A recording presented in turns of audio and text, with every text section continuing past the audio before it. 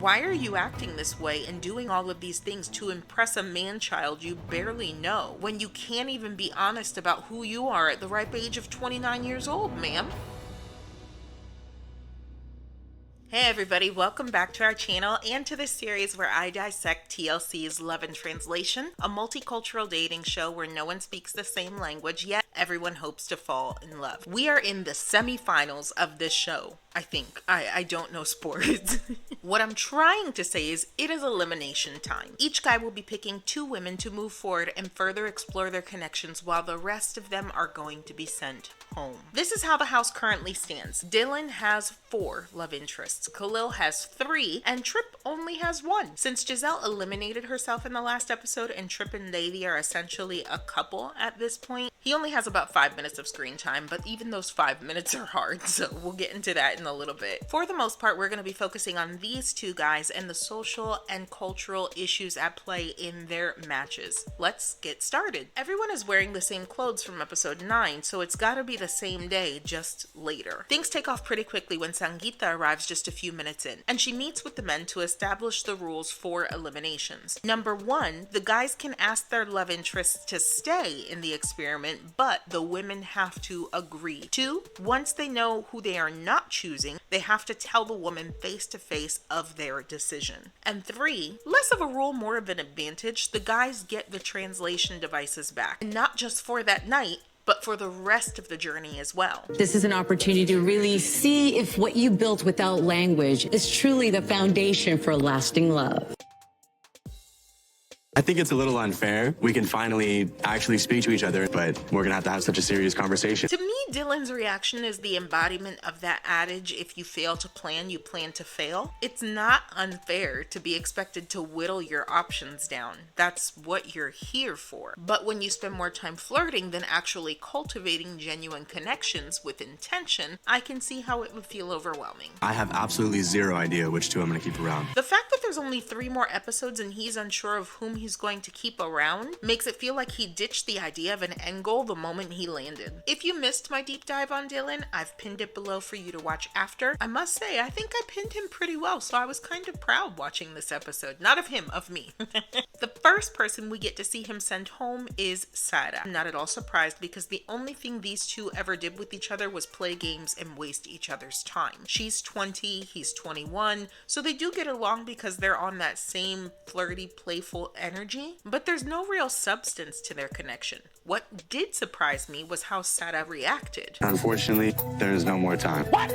At first she's shocked, and then it morphs into a little bit of anger and she starts putting him down, but then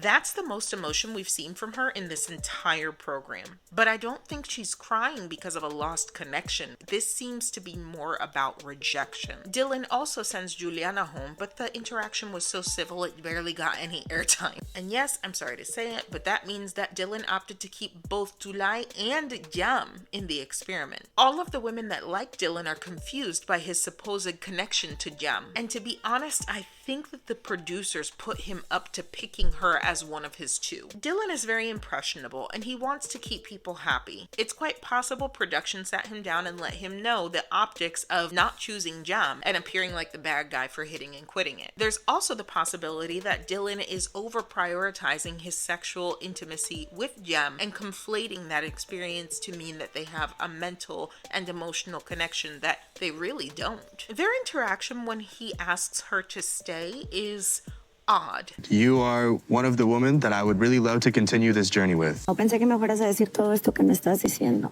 Interesting, Jam. So since we're all in a sharing mood, is there anything you'd like to tell Dylan? Something about an age gap and an 8-year-old son that you're hiding? I'm keeping a secret from Dylan. No?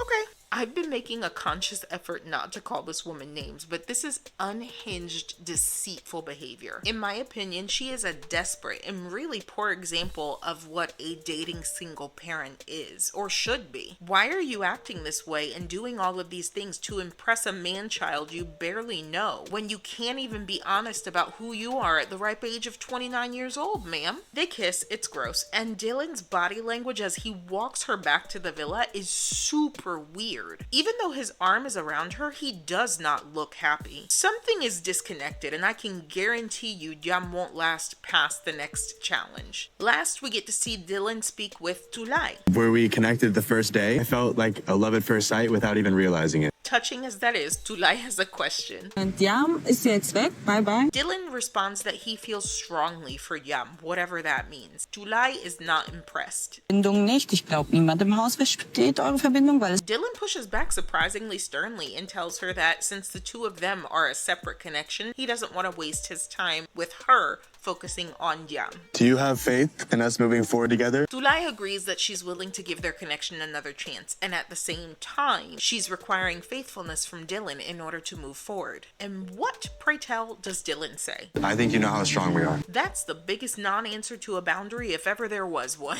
I don't know if he can handle being happily faithful. That's a very valid concern. She's letting him know in no uncertain terms that she expects celibacy until monogamy if he wants to be with her. I'm only a man. How am I supposed to explore a deeper connection if I'm keeping Tulay's wishes true? Initially, my reaction was to be really harsh with Dylan. However, I think that his struggle to understand true intimacy highlights a prevalent issue in modern American dating: the rise of hookup culture. In a society where casual encounters and physical intimacy are often prioritized over emotional connection, it's not surprising that Dylan is making these statements. It seems that he hasn't yet learned that being a man isn't synonymous with lack of self-control and just engaging in all of your hedonistic pleasures. If he desires a polyamorous relationship, he should be open about that. If he feels like he hasn't learned sufficient self-control to be in a committed relationship, he should say that. But I don't think that he's mature enough to have thought through any of those things. In any case, it's up to 25-year-old Tulay, as the older and sterner figure in the relationship,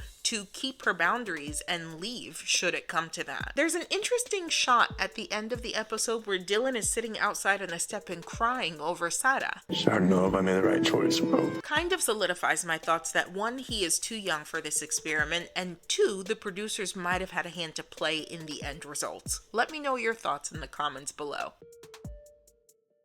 You can treat Tripp's segment like the intermission right before a juicy plot twist because nothing happens here. Partially because number one, I'm so tunnel visioned right now. bro forgot his translation device on the one day he was instructed to use it. The footage from the conversations had to be useless or super boring because the producers reused video from when Tripp first asked Lady on a date in episode 3. It's the same clothes, the same night. They try and hide it by mixing the audio and images. I want you to stay. And I cannot for the life of me think how they thought the viewers would not pick up on this. And when they do show them real time, they're just making out drunk on a couch, so...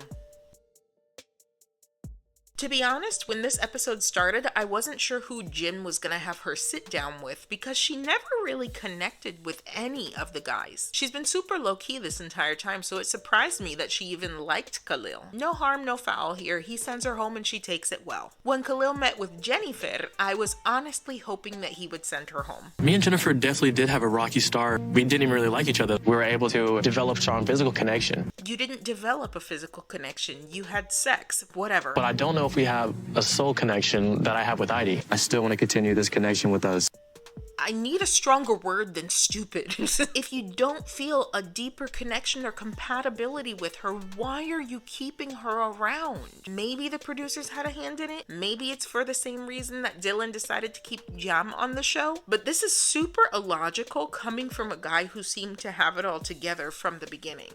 After Jennifer, we see him meeting with Heidi. And y'all, this is your warning right now. It gets so uncomfortable. He and Jennifer already had sex. I don't want to tell my parents I like that kind of men. Learning everything we have about Japanese culture up until now, it makes sense that Heidi is worried about what her parents will think of Khalil or in what light his behavior will paint her. This show is gonna follow her back to Japan and she'll be back in her home country trying to save face again afterwards. I think the only safe way to start a conversation with Heidi at this point would have been Khalil giving a sincere apology followed with, I sent Jennifer home so that I could prove myself to you and win you back. Instead, he starts by bringing bringing up all these warm memories he has from the first day they met. It was just like absolutely adorable. Heidi is not impressed. Y'all, she does not say a word. She turns her body away from him. She averts her gaze. She's looking down the entire time. It's so obvious she does not want to speak to him. Instead of taking those cues for what they are, Khalil pushes forward. I know you don't really want to hear from me right now.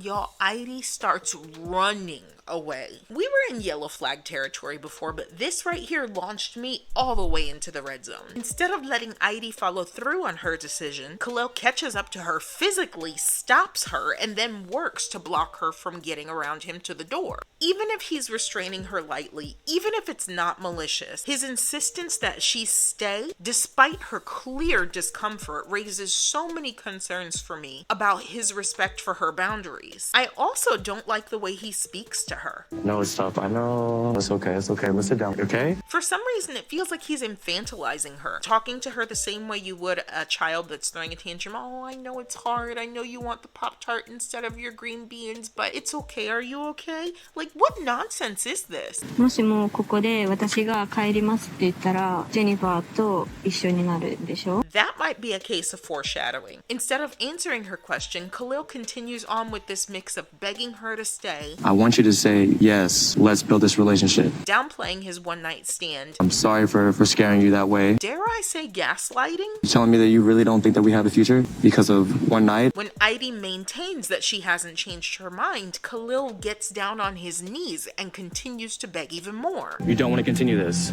No. I don't do well with confrontations. Japanese people more care about not causing a problem. This feels really off. Of all of the men in the villa, Khalil should know more about Heidi's culture than anyone. And still, he's choosing to prioritize his feelings over her comfort. I'm going to horribly misquote a sentiment I heard a few months ago. When a man says no, it's the end. When a woman says no, it's the beginning of the game. I strongly dislike how Khalil bulldozes Heidi's no over and over. I still want to spend time with you. I want to get to know the real Heidi. And eventually she caves in because she doesn't want to upset him. Even then, she only says okay. Is that okay? Okay.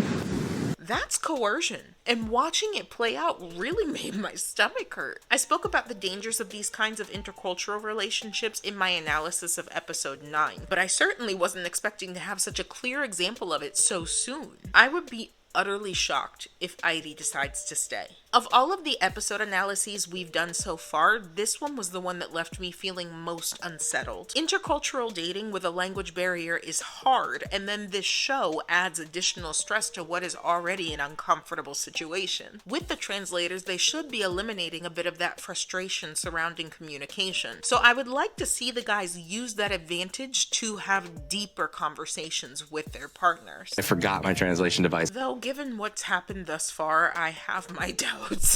Do you suspect that the producers had anything to do with Dylan's decision? What do you think of Khalil's behavior toward Heidi when she refused to stay? How much of a game changer do you feel the translators are? I would love to know y'all's thoughts. As we always say on our channel, with God, all things are possible. I will see y'all next Wednesday, for real this time. Take care.